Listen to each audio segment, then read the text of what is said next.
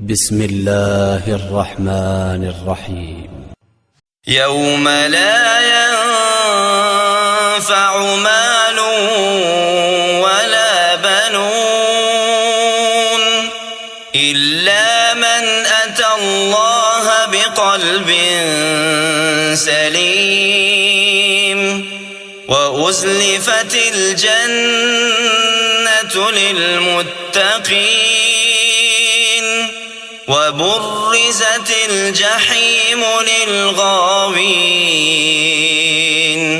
وقيل لهم أين ما كنتم تعبدون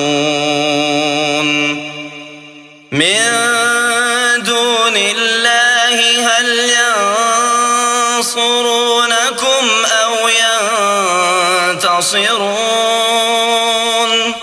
فكبكبوا فيها هم والغاوون وجنود إبليس أجمعون قالوا وهم فيها يختصمون